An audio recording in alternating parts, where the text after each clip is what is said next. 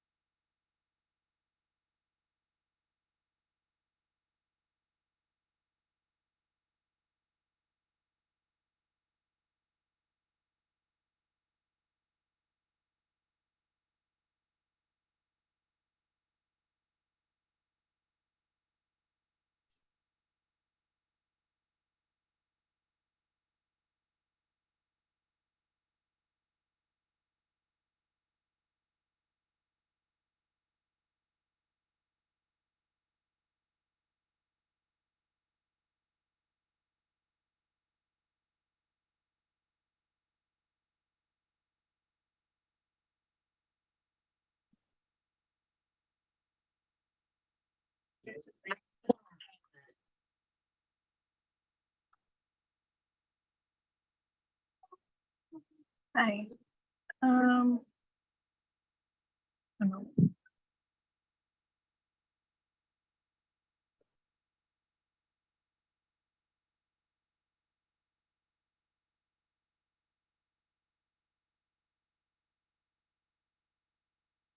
Good afternoon, everyone. My name is Elsa McGee. I'm with the Higher Education Services Corporation, and I want to thank everyone for joining us today.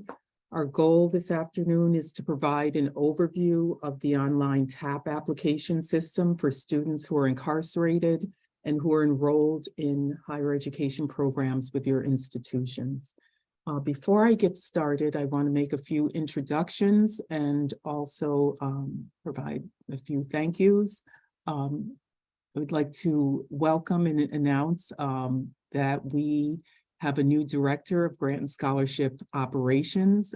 Sonia Griggs has joined our agency.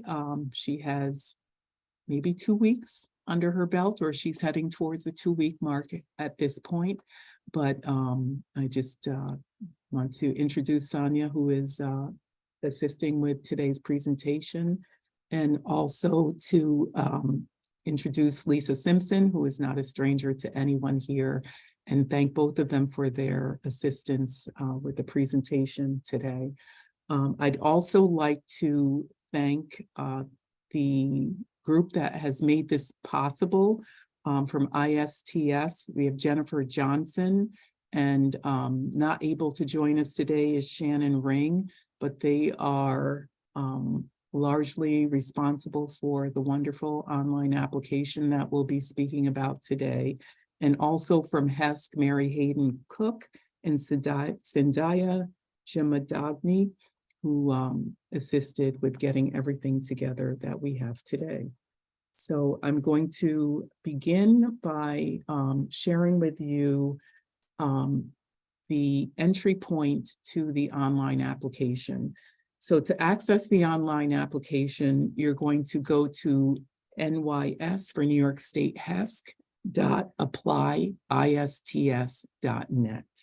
And when you enter that URL, you'll be taken to this landing page where you'll be asked to enter your login credentials. As everyone will be a first-time user of the system, you're going to go to the Don't Have an Account Register link, where you will create your own registration account. As you're coming in as a returning user, you will just enter your email and password and click the login button. As a first-time user, when you click Don't Have an Account Register, you'll be taken to a screen that will ask you to create an account. You will enter your email address and confirm your email address, and you'll create a password with at least 8 characters, 1 uppercase, 1 lowercase, 1 number, and 1 special character, and you'll also be asked to confirm your password. For schools who have multiple individuals who will be using the system and who will be receiving emails, checking statuses on behalf of your students, we're recommending that you use a mailbox that can be shared, and everyone who has access to that mailbox will be able to see the information regarding each student applicant at your institution. If you want to create multiple users, you can create multiple mailboxes, or if you're going to create an individual user, just please be aware that that will be the only person who receives emails on the statuses of anyone whose application they've entered. When you register, they're asking that you enter a date of birth, and this will be used to confirm that the applicant is not a minor for that particular account. If you do not want to enter your own date of birth, we're asking that you enter a pseudo birth date that is on or after January 1, 2000, so that it will not tag you as a minor. Once you've created your account, you'll be taken to a page where, again, if you're a first-time user, this will be your landing page. The only thing that you'll be able to do is create a new application on behalf of a student when you enter this page. However, if you've been in the system before and you've entered information regarding a student application, your landing page will show the names of each student whose application has been entered into the system, and you'll be able to both create a new application and also check the status of an application. And you'll also be able to go into the reference ID number. You'll be able to click on that number, so 701-4221. If you click on that, you would be able to see all of the responses, all the information that was entered for that student's application. So John Doe, you would be able to check and see what information was entered as far as a student's name, income, all information that was entered from your paper application into the system. If you need to make modifications to a particular application, you would do that by also clicking on the reference ID number for that particular student. And up until the time that the information is a read-only document, you will be able to update the information. Once it becomes a read-only document, it means that that information has been sent on a file to HESC and can no longer be updated. So just going back to continue as a first-time user in the system, you would, after you've logged in, created your ID, your email address and password, you would click Create New Application, and you'll be taken to a verification page. And this, you will have to provide information on this verification page each time you enter the system. So you will choose from a drop-down box, the participating college, and then you'll be asked to enter what's called a college verification key. This is information that will be provided to your institution by HESC. You will not be able to get into the system without the verification key code. You can use multiple email addresses for your institution, but you will always be using the same one verification code for your institution. We're asking that schools to get the verification key. Please, after this webinar, please email us at the tap-is@hesc.ny.gov mailbox to get your school's verification key. The purpose of the key is to really ensure that applications are coming in here for valid programs only. I'm sharing with you the list of participating colleges that we have on record with prison education programs. If you find that your school is not listed here, please again email us at tap-is for incarcerated students at hesc.ny.gov. Again, if your institution is not listed here. For each of these colleges, we have a unique verification key code that we will share with you again. If you email us, we will get that code and you can share that with other users of the system at your particular institution. So going back again to the verification page that we were just on, you selected your college, you've entered your college verification key, and now you're going to enter the student's first name, the student's last name, and the student's student ID number, and hit the submit button to be taken to the application form. When you get to the application form, the person who is entering the information, we're going to ask you to enter your first name and your last name. This can be a financial aid officer, it can be an educational representative with NYSHEP, or anyone who you have designated to enter the information on behalf of a student. Once you enter that information, you're really now going to be taken to all of the fields that you'll take from the paper application. So these are in major sections, just going through each section of the application. The first section will be your student information, and this information is taken from the paper application. Section A, applicant information, questions 1 through 4. The correctional facility information section of the online application, you will take from the paper application, question 5. On the online system, then you'll have the student college information, and that will be taken from the paper application, section A again, which was questions 6 through 7. In the online system, you'll have the section on student citizenship and immigration status. You'll find the information to be entered on the paper application, questions 6 through 8. The section in the online application called State of Residence will be taken from the paper application, questions 9, 9A, and 9B. In the online system, you'll have the student SSN information, which you will take from the paper application, questions 10 and 11. And then you'll get to the online application, the TAP Student Dependency Status section.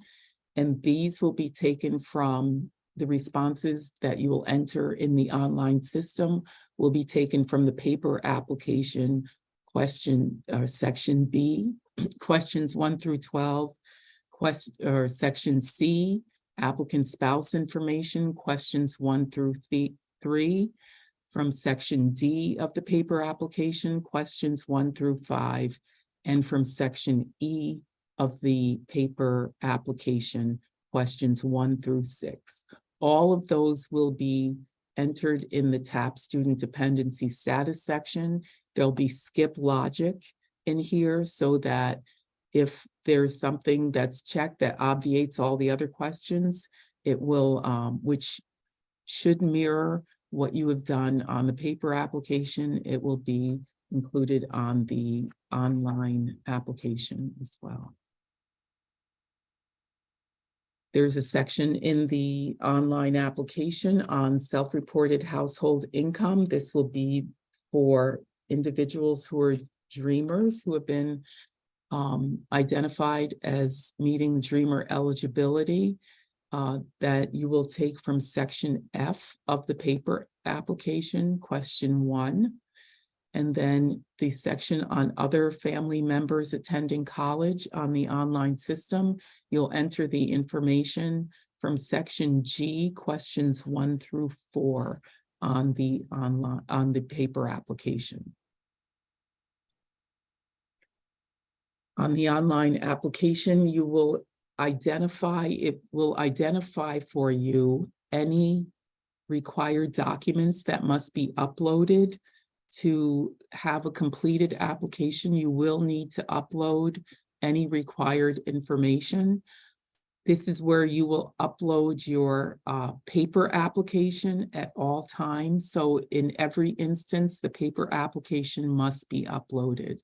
Examples of other documents that may need to be uploaded might be DD 214, if it's needed to identify someone in the dependency status questions who identified that they were honorably discharged from the military.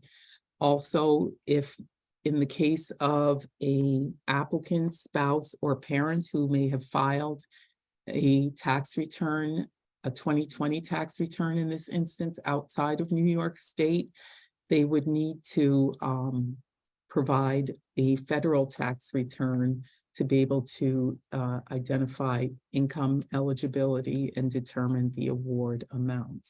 So you will see the list for each particular application to see which documents must be uploaded. The affirmation, while on the paper application, the affirmation was signed by the student. On the online application, the affirmation will be signed by the financial aid representative or educational representative for the student online. You'll be able to save the application if someone needs to stop midway, or you're not able to, you do not have all the materials to be uploaded at the time. And you will also be able to submit the application. Once you submit the application, ISTS has designed this so in real time, you'll be able to go back to that landing page. You'll see the reference ID number for the student. You'll be able to click and see all the information that was entered for the student. And you'll be able to see the status.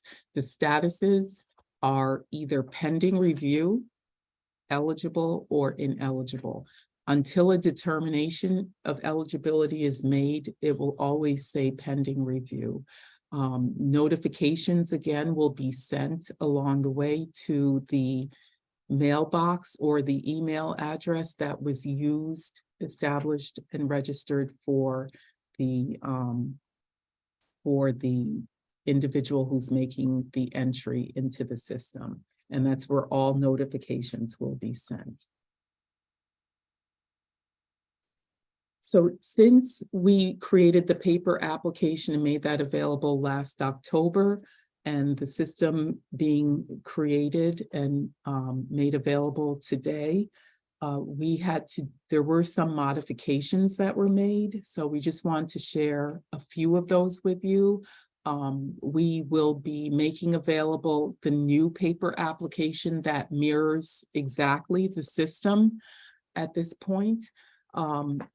Right now, one of the things that was not on the paper application that the system does, and the new paper application and fillable application will capture, is for individuals who identify that they were honorably discharged from full-time service. Again, we recognize that sometimes students who are incarcerated may have difficulty providing documentation and getting documentation. If there is a limitation in someone being able to get their DD 214 to the school official, you can select now that the applicant is not able to provide the DD 214, and you will have to say yes, it is available, or no, it is not available in the application. If you answer no, the applicant is not able to provide their DD 214, it will not be a required upload, so that will not prevent the application from being processed. Additionally, on the paper application with financial dependency, the questions has asked on the paper application about 2 years of information. So it will ask for the years 2021 and 2022, if the student lived with a parent, if the student had been claimed as a dependent, or if the student received over $750. You will simply, on the online application, select that the student did live with a parent, or was claimed as a dependent, or did receive over $750 if the answer in either year is yes. The only time it will be none of the above is if in neither 2021 nor in 2022 the student lived with the parent, was claimed as a dependent, or received over $750. So again, on the paper application, it asks about 2 years, but the online application, you're just simply answering once. Also, with the modification on the student income, on the paper application, there was a single option of whether someone was single, separated, divorced, but not remarried. On the online application, it is broken out so that you would have to select either single or separated, or divorced but not married, or head of household. So if it's unclear whether the applicant is single or separated or divorced, we would just need for you to please confirm the accurate filing status before entering it on the system. The same is true for the parent income. Again, on the paper application, it had lined it out as one option of single / separated / divorced but not remarried. And again, for the parents, it is broken out on the online system. So again, we would just need clarification as to which status the parent has and which status the student has. Again, on the student's filing status, it's just a slight wording change here that the option has said on the paper application that one of the selections was a state other than New York State where the student filed, or a federal filed a federal return only. It's now just stating that a state other than New York State. It's not asking about whether they filed a federal return only. Same is true again on the parent's tax filing status. It's the same change, just a slight wording change there. Then the last change is in, again, this is very minor, in the other family members attending college. We had originally had codes of whether the other family member was a brother, sister, a spouse, a parent, or a child. The code is no longer needed. You just need to enter to select from a child, a parent, a sibling, rather than a brother or sister or a spouse. And again, this change has been made to the new paper application as well. And those were all of the modifications made to the paper application. Again, that will be available by close of business today online for people to use going forward. Before we ask for questions, I just want to recap again for those who may have missed a previous session that we had, that again, applications that are submitted through the portal are the applications that will be processed. We were not processing from the paper application. So the system is ready as of today to begin processing all 2022-23 applications once they're entered into the system. Again, the completed and signed paper application must be uploaded as part of the application process. Notifications again about each application will go to the mailbox or the individual user email that's used to log in to the portal. For eligible students, all processes after this application works the same as it does for non-incarcerated students. It works the same as it does for Dreamers. The eligible applicants will show up on the student status listings. They'll show up on your rosters. You'll certify them the exact same way that you do. This system is really just about getting the information in to be processed.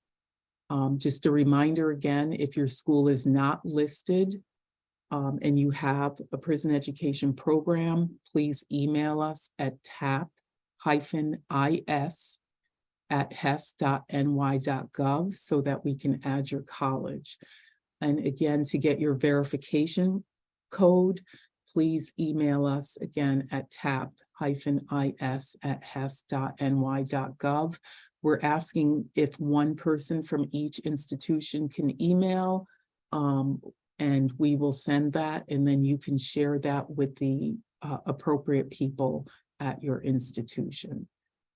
So I will, with that, open it up for any questions that have come in through the chat. Again, if you have any questions, please enter them into the chat. And I will ask Lisa and Sonia if they see questions, if they could share them.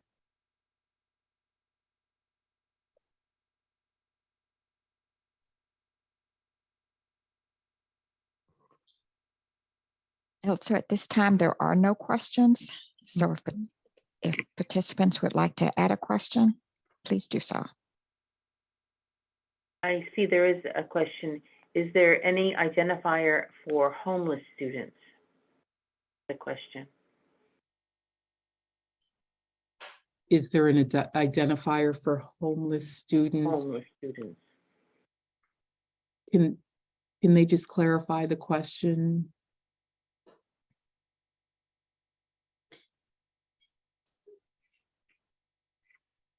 An identifier other than a student ID?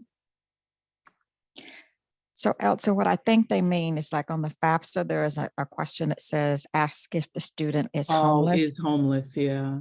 There is not, because on this application, because these are incarcerated students, we're not taking their addresses. We are using the name of the facility and the county of the facility, and that's not for any purpose other than for HESC to identify, if asked, where the utilization is coming from. If there are any facilities where we're seeing larger numbers or no numbers, and that's again only if asked, and that would be questions from most likely from the legislature. Our next question is, how long after a student shows that they are eligible will the award estimate appear on HESC? I can answer that one, Elsa. Once the student is fully approved, it will follow the same process as it does showing on the student status listing. So once they're approved and you have a student ID for this student, and you make sure, and they are fully approved, it will show on the student status listing in the same file that your regular population who apply on the HESC website are displayed on the student status listing. There'll be no differentiation. And Lisa, I'm also going to ask Jen Johnson if she can identify whether the notification that goes to school about eligibility will include the TAP award amount or not. It should, yes. Okay. All right. So when you're notified of the eligibility, you will see the estimated TAP award at that point as well. Okay, the next question is if we have to get information from the student, still need to get information from the student, how long do we have to enter the missing information? So they have a partial application or they're missing a piece. So you'll want to just save that application and then go back and enter the information rather than submit a incomplete application. So if you save that, you can go back at any time and enter the remaining information and then hit submit. So also there's another question that is asking about displaced students, and it's from the same individual who asked about homeless students. So the response is basically the same because they are incarcerated. We're not looking to see if they're homeless or displaced. That's correct. If a student, and we've had this situation where there was a student who was incarcerated in a program in the fall, and then they were released, and they would, Lisa, can you correct me? I believe we had them complete the regular TAP application for the spring. Correct. So a student Yeah. who was eligible irregularly needed to create a new application on our system once they were no longer incarcerated.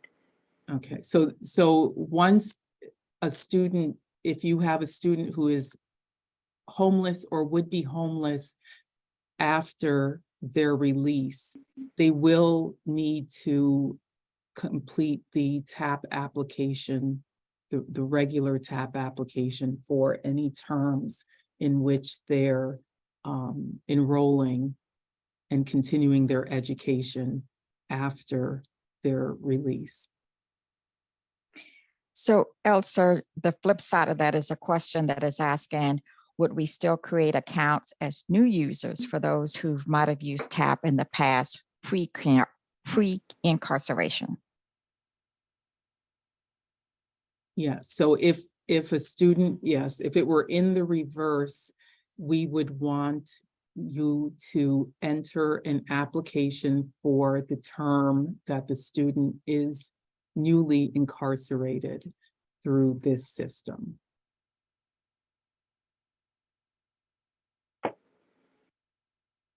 And they're asking if the PowerPoint will be available to use as to serve as a manual after we're finished. Absolutely, yeah.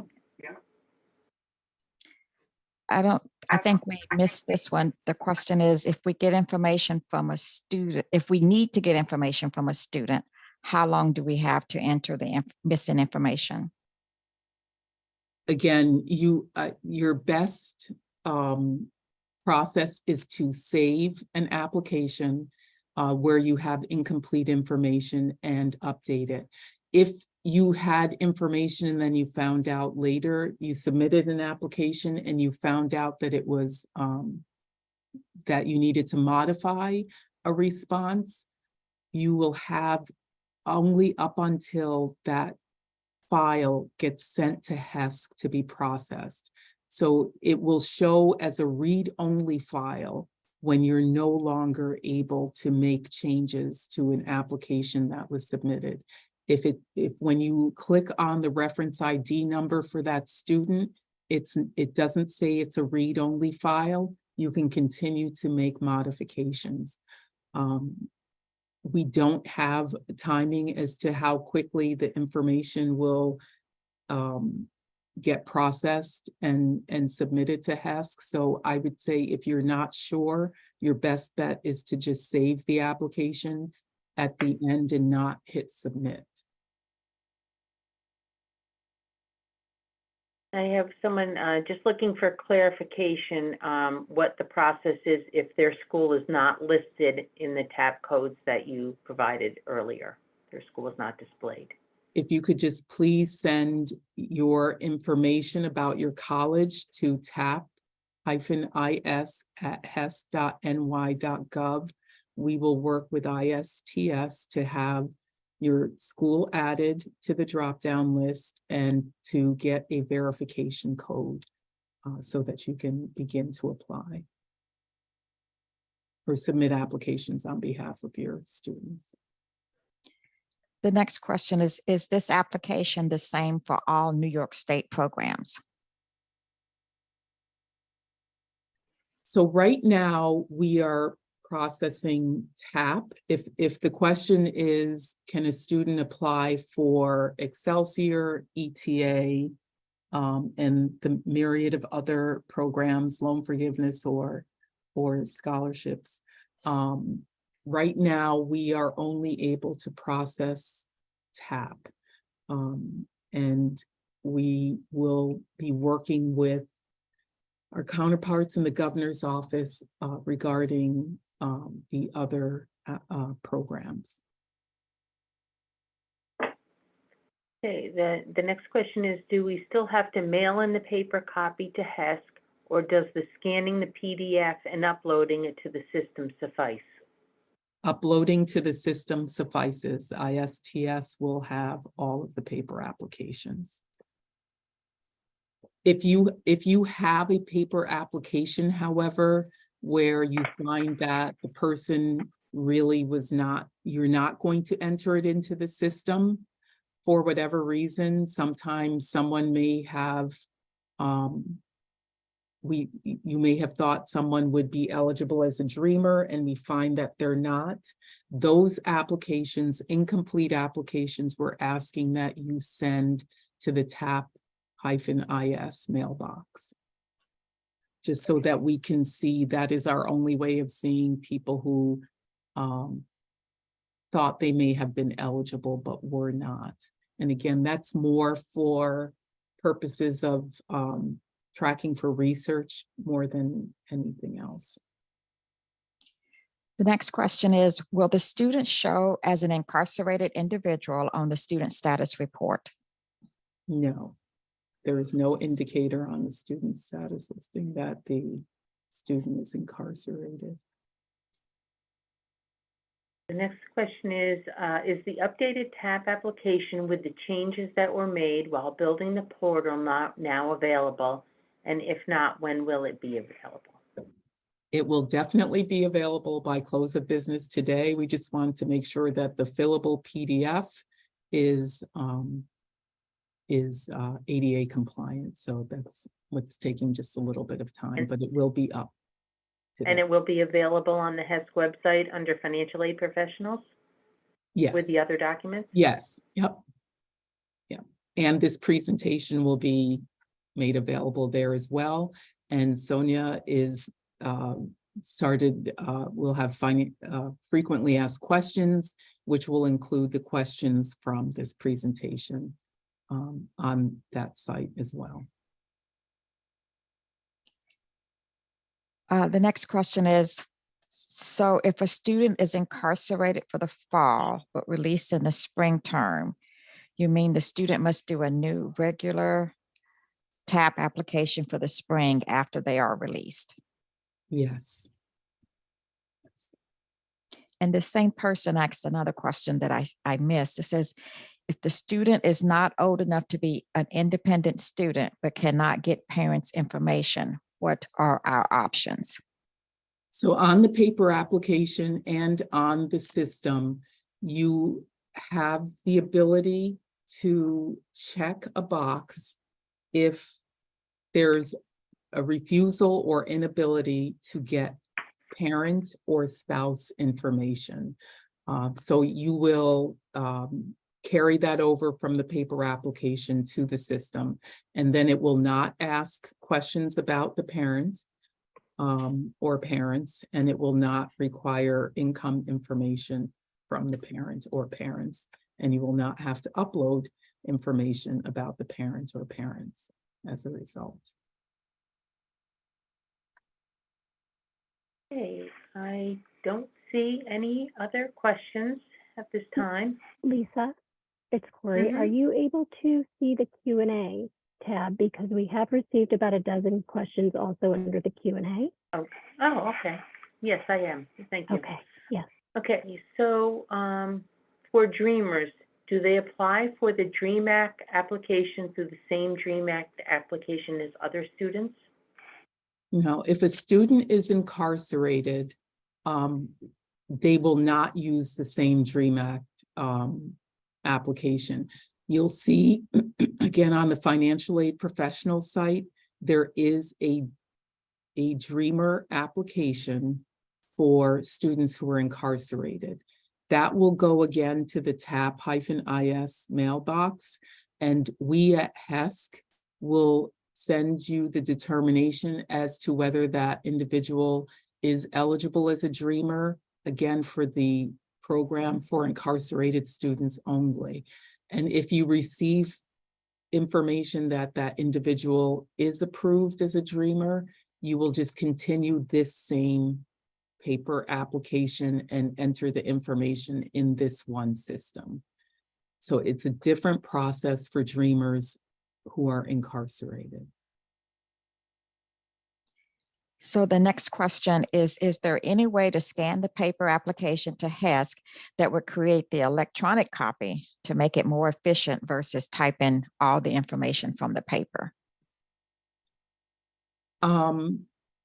Not that we have technology right now. However, I know there was one institution who thought that with the fillable PDF, they would be able to somehow bring a, I don't know if it was an iPad or a laptop into a facility and have the student complete the fillable PDF, and then they would be able to enter that into their system. I don't know which institution mentioned that as a possibility, or what the technology was that they utilized, but that is the only potential, is to have a means by which the student can complete the fillable PDF and then capturing that electronic information and entering it into the system.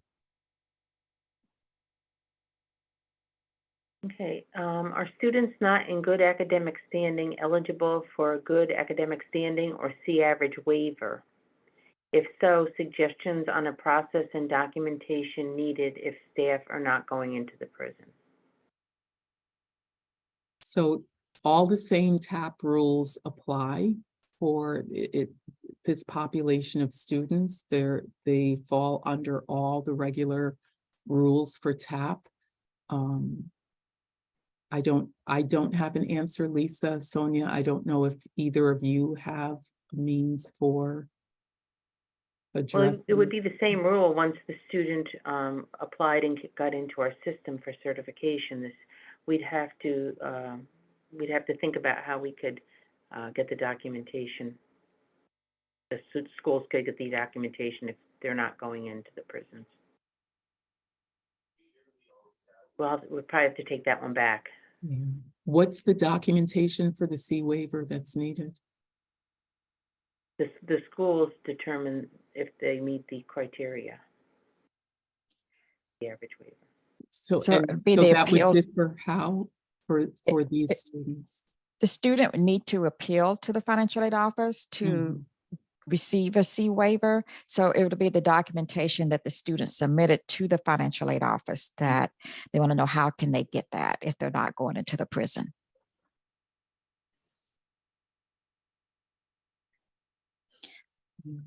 So that's one of the questions we'll have to think about and bring back. Yeah. There's also a couple of questions that were about the presentation, and yes, we will be providing a copy of the presentation. It'll be available for download from our website. And then the next question after that is, if a student is incarcerated in a New York facility, but lived in another state before being incarcerated, are they eligible for a New York State TAP award? No, they are not. So in the instructions for the paper application and the questions, I think it's 9A and 9B about state of residence, it was determined that for individuals who prior to incarceration were not residents of New York State, even if they have been in a New York State facility for 5-10 years, they are not deemed to be residents of New York State. They are residents of the state in which they lived prior to incarceration. And just a clarification, they'd like you to repeat the information about the emails for sign up and what they need to do. They need to email a verification code first and then set up the mailbox, or so it can be more general and just instead of one person, they just want clarification on that process. Yeah, so you can always register, but you'll not be able to go into the application without the verification code.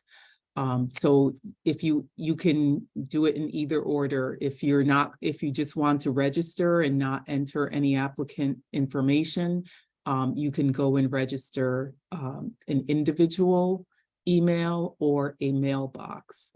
But no one will be able to go into the application. You will not get past that verification page for your institution to be able to enter the information. We can get you that information very quickly once you email us at tab-is@hes.ny.gov. If your institution is missing, I would ask Jen, is it like a day or two turnaround before we would be able to get another institution added? 2 business days or less. 2 business days or less. Okay, thank you. So by Friday, we would be able to get you a verification code if you're newly adding an institution. As far as how you want people to access the system, I will use Lisa and Sonia as examples. If you want Lisa to be the only one who can see the applicant information and receive emails, then you would put register as lisa.simpson@hes.ny.gov. However, if Lisa's out for the day, ISTS is sending back information about the statuses of the 10 applicants that Lisa's entered into the system, she will be the only one who can see that. If we were SUNY Albany and I wanted to say UAlbany tab-is@hes.ny.gov, and I give both Lisa and Sonia access to that mailbox, then when Lisa's out, Sonia can see that information, or as many people, if I want to give 10 people information or access to that mailbox, all 10 people can see the notifications that come back to that mailbox about each of the applicants that was there. If you have different programs, I know BARD has, I believe, different programs. You can have 3 different BARD mailboxes where each one has 3, 5, 10 people who have access to that particular mailbox. But it allows you to have multiple people who can access the information and see the email notifications about each of the applicants that you've entered into the system. And each one, if I'm just going to pick on BARD again, if you have 3 different mailboxes, all 3 mailboxes will use the same one verification code for BARD. If they want 10 different mailboxes, all 10 will use the same verification code for BARD. Our next question refers back to the homeless question. Mhm. I think that has already been answered now that I'm looking at it. So the next question is, up to what date or deadline do we have to input 2022-23 TAP IS applications into the system? June 30th of 2023. Okay, are all registered SED programs eligible for TAP IS, or are there any limitations to the approved programs? There are no limitations. Again, it's TAP. All that we're changing is because the population does not have access to the regular TAP application, because up until at least this year, unless they were part of the federal program, these students were not able to complete the FAFSA. We had to go through to a different application system. ISTS fortunately had a system that allowed one person to submit applications on behalf of multiple applicants. So this is just the system for getting students' applications in, but every other rule applies exactly the same for these students. And the next question has been answered, but I will repeat it. Once the award shows on the HESC website, will there be a file that identifies them as an IS award? And we do not have we do not have any unique identifier for these students on the regular files. Is the eligibility criteria for TAP IS the same as for the standard TAP? I think we might have answered that already. Yes, yep, it is. And, So, sorry, go ahead, Sonia. can you define what is required of a school to have a program at a facility? The credit load, does the full program have to be offered at the correctional facility? And are county jails considered a correction facility? That's all one question. Yeah. I believe you would have to work with the state education department to identify the qualifications for a prison education program. That is not under HESC purview. It's our understanding that it's county, state, and federal facilities where individuals are eligible to participate in TAP for incarcerated students. So local, state, federal. And the next question is, do the parents go into the portal to sign the application if it's a dependent student? No, the signature, unless the fillable application can be sent as a PDF to a parent, it would be a wet signature.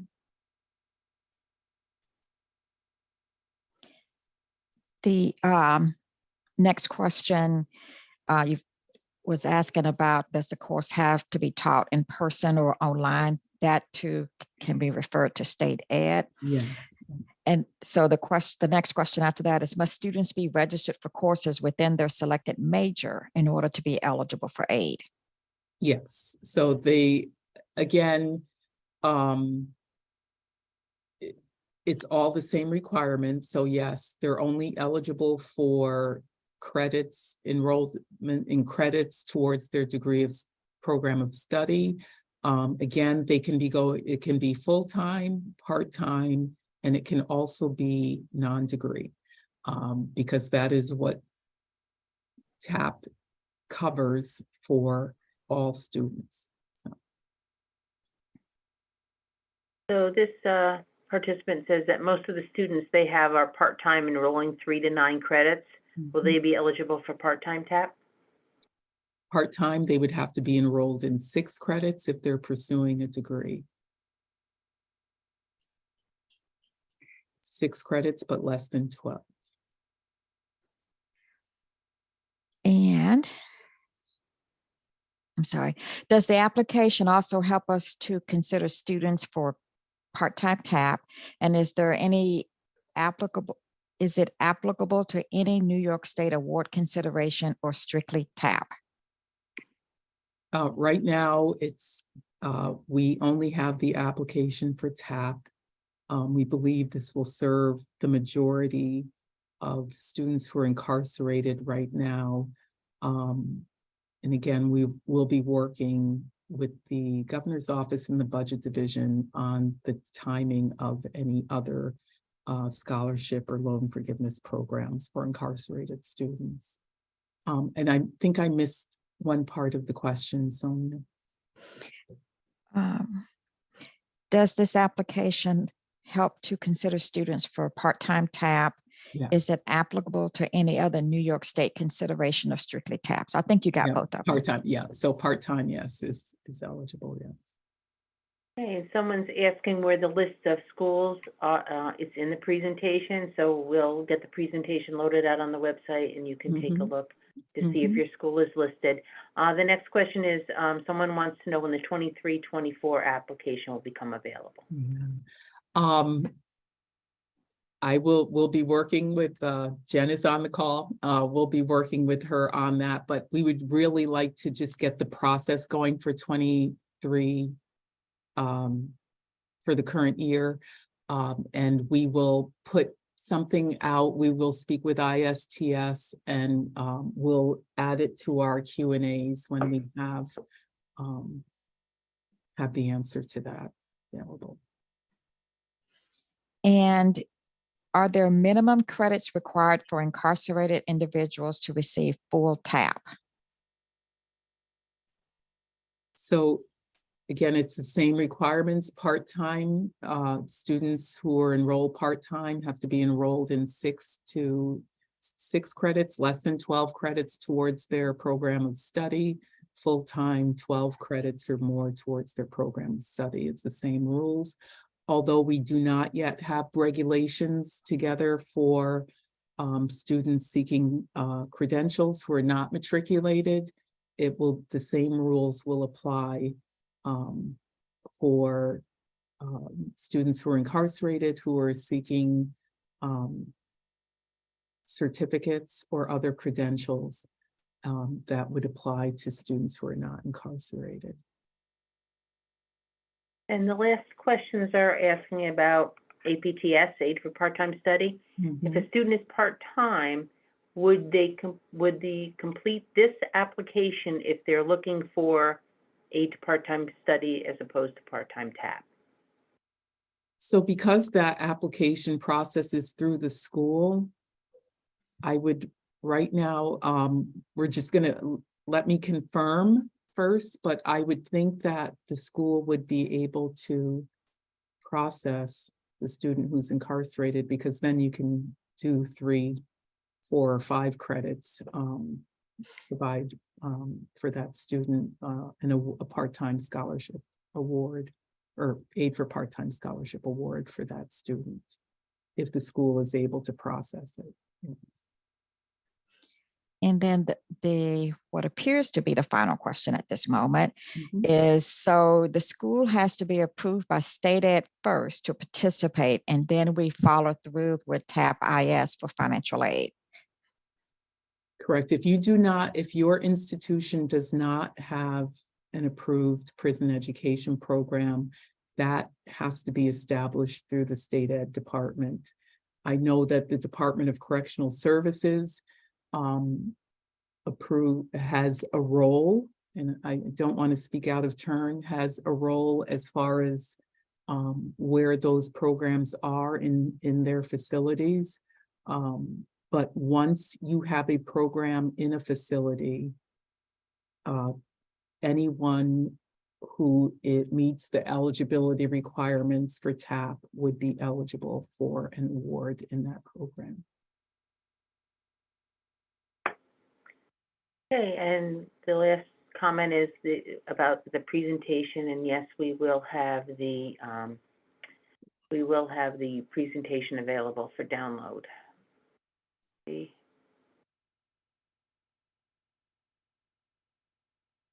Any more questions in the chat? Lisa, we just had 4 Yeah. after we switched over. Yep. It was Yep, I am looking. 138 was the question. Okay. Yep. Does an incarcerated applicant still need to meet the residency requirement as well as policy and procedure guidelines? So residency for someone who's incarcerated, it is in the instructions for the paper application. Residency is based on where the individual was. Again, depending on the year, I think the application asked about 2021. Prior to incarceration, where was that individual's state of residence? So the example is if I lived in New Jersey, I may have committed a crime and in New York State, and I'm incarcerated in a New York State facility. I am not a New York State resident because I really was a resident of New Jersey, and I'm only here in a facility, if it's a state facility, because perhaps a crime was committed in New York State. If you're in a federal facility, you may just have been transferred here from Ohio or any state, but your residence is really in a different state. That individual would not be eligible, even if they have been in the state facility or the federal facility for a number of years. It would not make them a New York State resident. But if I was living in New York State instead of New Jersey, committed the same crime and was incarcerated, I would be eligible for TAP under this program. Elsa, we're at 1 minute. Mm-hmm.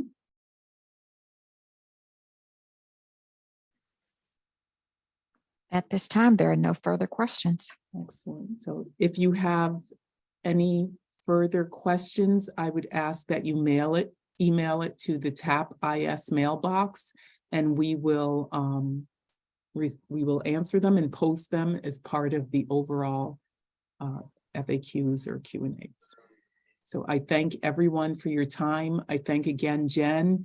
Thank you so much for the system. The time to complete, Jen says, is 10 minutes or less. So we try to make it fast and easy for everyone. And thanks again, Lisa, Sonia, Corey, everyone who helped with the presentation today and getting the system together. Thanks, everyone. Have a wonderful afternoon.